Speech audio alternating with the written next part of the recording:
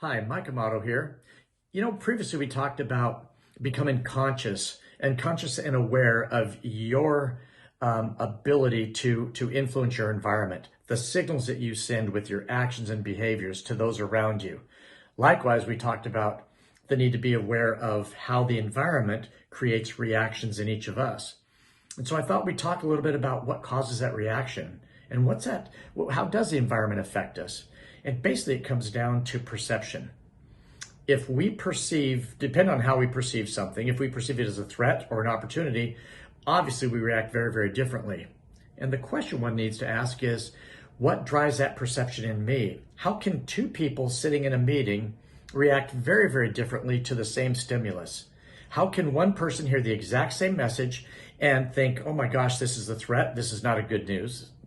On the other hand, the other person hears the same message and gets very excited because of the opportunities that it presents.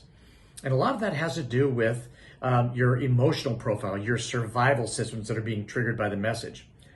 Now, what I mean is that there's a neuroscientist named Jaak Panksepp.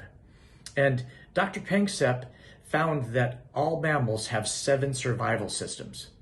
And those 7 systems interact based on stimulus from the environment and put the mammal into a mode, crudely sometimes it's called fight or flight, but there's much more nuance than just simply fight or flight. But the bottom line is that those survival systems are triggered in various ways that create actions and reactions by each of us. So what we do when I work with a client is to try to understand much more deeply, and we've got some tools to do this. How are you perceiving different things in your environment? And are your perceptions appropriate for the stimulus? Do you see a threat when in fact it's an opportunity?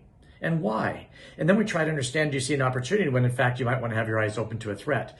And so we've got tools for doing that, a little bit of homework. You can become very self-aware of how you're reacting to your environment, how you're responding to perceptions about what you're seeing on a day-to-day basis. And most importantly, how to control your reaction so that you're always displaying and conveying your most positive and powerful self. I love to talk about this and I could go on and on, but we'll talk more about it later. Thanks so much.